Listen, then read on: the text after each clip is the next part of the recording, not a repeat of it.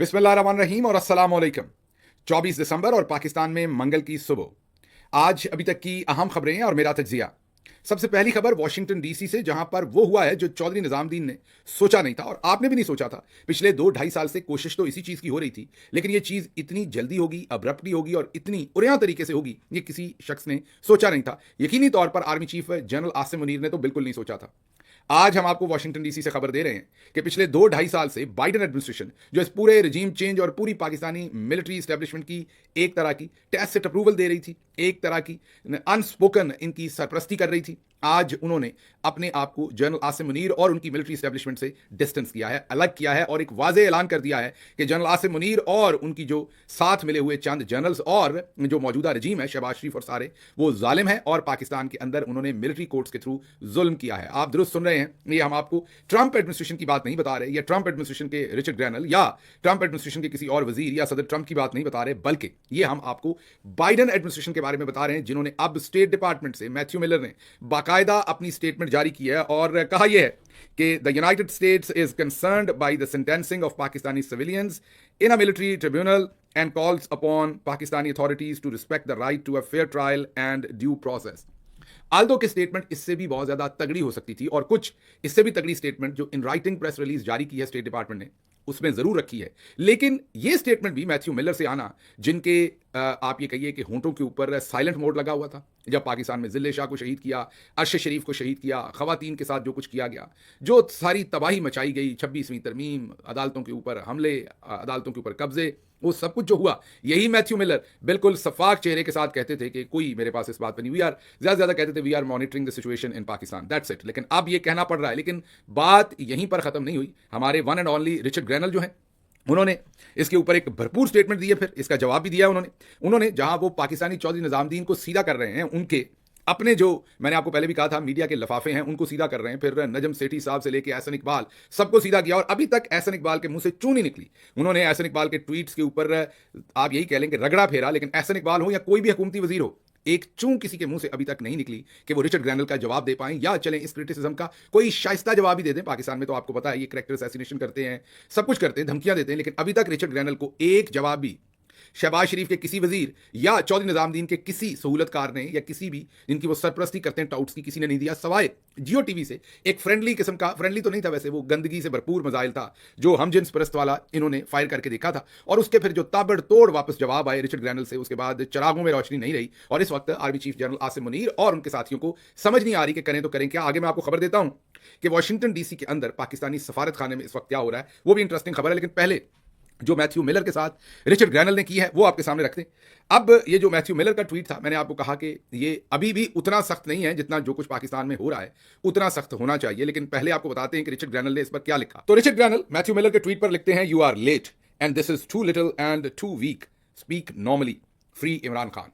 बहुत भारी ट्वीट किया है और ये उन्होंने अपने मुल्क का जो वजारत खारजा है उसके जो स्पोक्स पर्सन है, दूसरे लफ्जों में के स्पोक्स पर्सन, गवर्नमेंट के स्पोक्स पर्सन, उनको उन्होंने हैवी हैंडेडली, आप अगर सफारती जुबान में कहें तो रगड़ कर रख दिया है और उनको उन्होंने कहा है कि आप इतने लेट बोले हैं और वो भी इतना कमजोर बोले हैं, इसका आप कोई फायदा नहीं, स्पीक नॉर्मली, कुछ तो बोलें, नॉर्मल बोलें। ये सब सफाकियत है, ये सब आपकी हिपोक्रेसी है, हिपोक्रेसी साइड पे छोड़िए, नॉर्मल बोलिए और कहिए कि फ्री इमरान खान, सीधा सीधा कहिए। ये अब रिचर्ड ग्रैनल जो है किसी और को नहीं कह रहे, ये बाइडेन एडमिनिस्ट्रेशन को डायरेक्टली कह रहे हैं, no this is very serious. जी हाँ, आप दुरुस्त सुन रहे हैं, this is serious and this is very serious. और इससे आपको अंदाजा होगा कि आने वाले 20 से 25 दिनों में पाकिस्तान में क्या होने जा रहा है, या कम से कम वाशिंगटन डीसी से क्या होने जा रहा है। हम इससे पहले ही आपको बता चुके हैं कि 13 जनवरी को जो ब्रिटिश पार्लियामेंट है उसमें एक हेयरिंग हो रही है और इन्हीं अवाइल के अंदर अमेरिका की जो कांग्रेस है उसके अंदर भी एक हेयरिंग हो रही है और उसके साथ साथ जो रिचर्ड ग्रैनल के आप बयानात हैं वो भी आप देख पा रहे हैं। और उसके साथ साथ मैं यहाँ खुसूसी खराज तहसीन पेश करूंगा पाक पैक को, क्योंकि आप में से बहुत सारे लोग सोच रहे हैं कि ये रिचर्ड ग्रैनल साहब तक पहुंचा कौन है। तो ये पाक पैक जो है और जो मिशिगन के अंदर पाकिस्तानी है, ये उनके सर पर सेहरा जाता है। उन्होंने असल में इनको इंगेज किया, उनकी इनसे मुलाकात हुई, 90 मिनट लंबी इनके साथ मीटिंग हुई थी रिचर्ड ग्रैनल के साथ, जिसमें उन्होंने ओवरऑल मुस्लिम वर्ल्ड के जो तासरात है वो रखे और फिर जो कुछ इमरान खान के साथ पाकिस्तान में और पाकिस्तान के साथ किया गया वो रिचर्ड ग्रैनल के सामने रखा। एक जूम मीटिंग के अंदर भरपूर मीटिंग थी और पाक पैक के जितने भी लोग इसमें शामिल थे या दूसरे लोग शामिल थे जिन्होंने इंसानी हकूक की बात की। मैं बार बार आपको कहता हूं कि ज्यादातर जो यहां पर बाई पार्टिजन लोग हैं वो किसी सियासी जमात से नहीं, लेकिन जो इंसानी हकूक की पामाली होती है वहां पर वो बहुत खुलकर बोलते हैं। तो वहां से रिचर्ड ग्रैनल को ये सब कुछ पता चला। फिर और भी जो दोस्त अहबाब हैं, कई हैं पाकिस्तानी, जिन्होंने इनके साथ फिर राब्ते में आकर इनको बहुत सारी इंफॉर्मेशन दी, और जिससे अब वो बिल्कुल इक्विप्ड है, उन्हें पता है कि वहां पर क्या हुआ है, क्या क्या जुल्म किया गया है। और अब आपको, जैसे कि मैंने पिछले व्लॉग में बताया था, कि बर्तानिया की गवर्नमेंट भी बोल पड़ी है, उन्होंने भी स्टेटमेंट दे दी है, यूरोपीय यूनियन पहले दे चुकी थी, और आज आपके सामने हमने जो स्टेट डिपार्टमेंट की स्टेटमेंट है वो भी रख दी है। अब चिरागों में रोशनी बाकी कम ही रहेगी, क्योंकि हमारे जो मिलिट्री के जनरल्स हैं उन्हें एक ही जगह से डर लगता है, और वो डर लगता है उन्हें वेस्ट से। पता नहीं क्यों लगता है, पता नहीं, शायद जब वो अंजाम देखते हैं पुराने लोगों का, जो आपने मशरक़ वस्ता में बहुत सारे लोगों का अंजाम देखा, या पाकिस्तान में ज़िया-उल-हक साहब का, भुट्टो साहब का, उन लोगों का अंजाम देख के डरते हैं, या वैसे ही उनकी ट्रेनिंग यहाँ पर होती है। इसलिए बहरहाल जब अमेरिका बहादुर किसी को सीधा करता है तो फिर काफ़ी ज़्यादा वहाँ पर खलबली भी मचती है और समझ भी आती है। वो जो KPK के एक मेंबर असम्बली ने कहा था कि मज़ा तब आता है जब बंदूक का मुकाबला बंदूक से होता है। तो जब निहत्ते पाकिस्तानी शहरी हों या लीडरान हों, उनके साथ हमारे मिलिट्री जनरल्स का मुकाबला होता है तो बात समझ नहीं आती। लेकिन जब अमेरिकी लीडरशिप के साथ बात होती है, बंदूक का मुकाबला बंदूक, या दूसरे लफ्जों में कहें बंदूक का मुकाबला तोप से होता है, तो फिर बात समझ आती है, और बहुत जल्द जो है वो सेंस प्रिवेल करती है। लग रहा है कि अब मामला उस तरफ चल रहे हैं। अगली खबर आपके सामने रखते हैं, और वो खबर भी वाशिंगटन DC से है। जो पाकिस्तान के सफ़ीर हैं यहाँ पर बहुत मुश्किल में हैं, क्योंकि हुकूमत ने एक तो सऊदिया में जो पाकिस्तानी सफ़ीर हैं उनकी ज़िंदगी मुश्किल कर रखी है। मोहम्मद बिन सलमान साहब से गालिबन शायद गुजारिश की जा रही है कि किसी तरीके से हमारे इसहाक डार साहब को या शहबाज शरीफ साहब को, किसी एक को जो है किसी तरीके से सदर ट्रंप का जो हल्फ बर्दारी की तकरीब है उसके अंदर बुला लिया जाए। और दूसरा ये कहा जा रहा है कि सफ़ीर को, जो पाकिस्तानी सफ़ीर वाशिंगटन DC में, कि कुछ भी करो एक पास ज़रूर लेकर दो।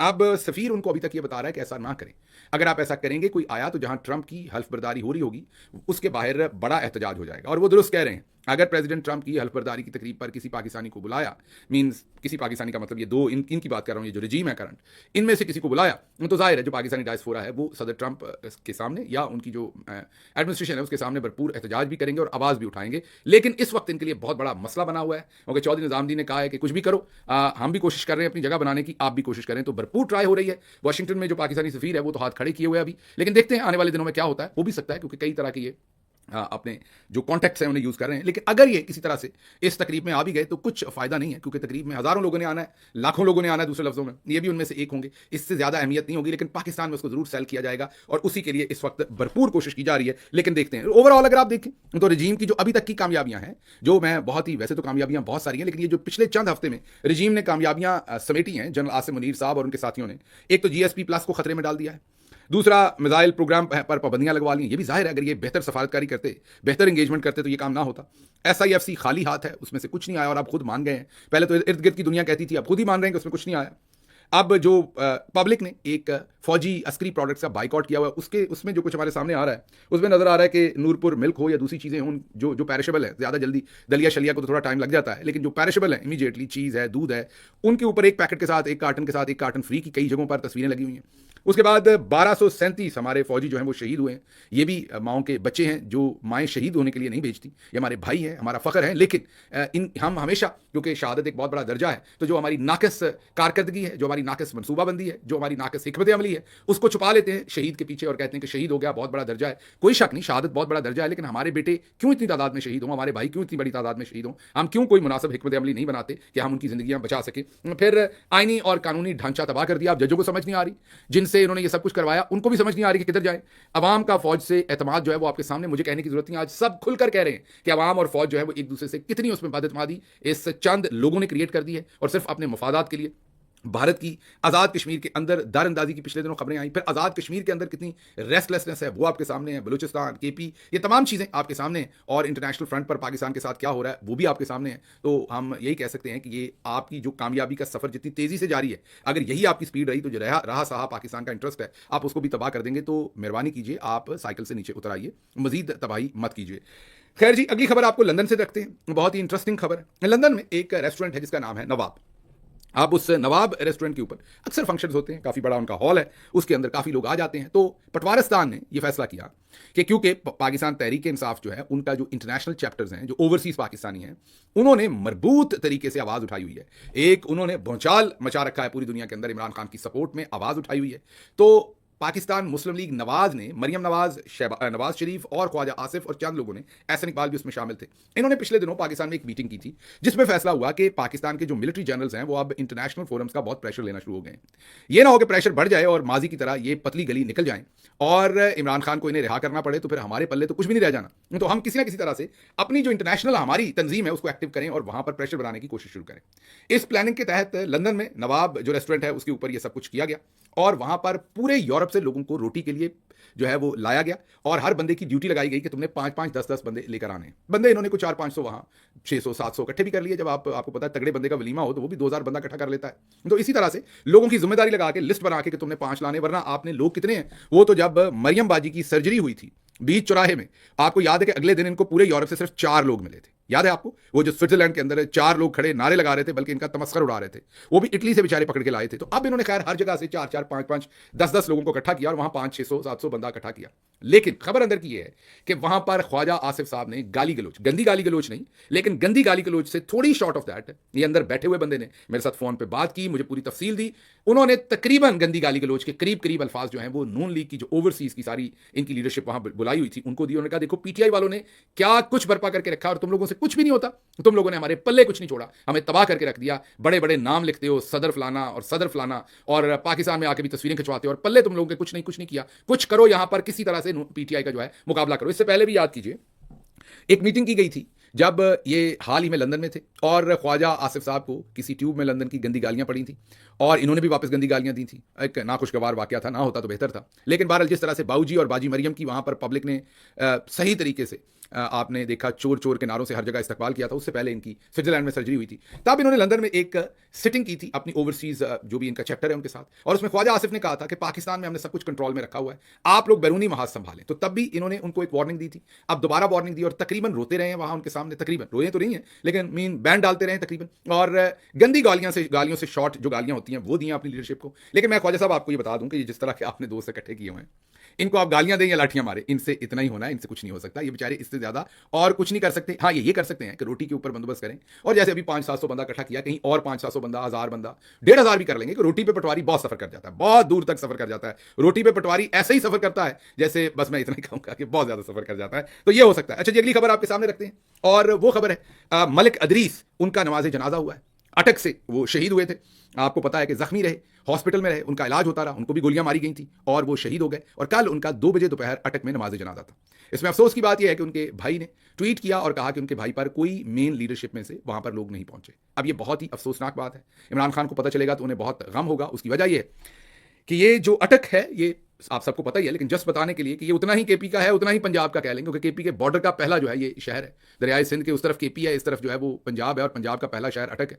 और मैंने जैसे कहा कि ये कोई केपी से बाहर नहीं है, केपी से जुड़ा हुआ है। तो केपी में से भी हमारे बहुत सारी मेन लीडरशिप आ सकती थी, पंजाब में से भी जानी चाहिए थी, इस्लामाबाद में से भी जानी चाहिए थी, लोग भी इधर ही थे। कोई ऐसा नहीं था कि कोई बलूचिस्तान में या कहीं और कोई जलसा हो रहा था तो सारी लीडरशिप वहां पहुंची हुई थी। तो ये अफसोसनाक बात है। हमारी जो मेन सेंट्रल लीडरशिप है सारी की सारी, उनमें से कुछ लोगों को जाना चाहिए था, या जो बड़े बड़े नाम है उनको जाना चाहिए था। अगर वर्कर्स के जनाजे पर भी हम नहीं जा सकते तो फिर और जिम्मेदारी हमने क्या अदा करनी है। उसके साथ साथ दूसरी खबर आपके सामने जो रखी थी, हमने पहले भी बताया था आपको कि जो सफारिश सत्ती साहब के बेटे अनीस सत्ती को कत्ल किया था डी चौक में और शहीद किया था, उसके भाई को और कजन को अगवा कर लिया था, उनके बाकी सारे खानदान को केपी में महफूज रखा गया था। 2 लोग इस्लामाबाद में थे, उनको अगवा करके उनसे जबरदस्ती अदालत में बयान दिलवाया गया कि हम एफआईआर पे कोई कार्रवाई नहीं करवाना चाहते, इस एफआईआर को बंद कर दिया जाए। दूसरी तरफ ये सब कुछ जो है वो हो रहा है और ये तमाम चीजें जो है वो की जा रही हैं।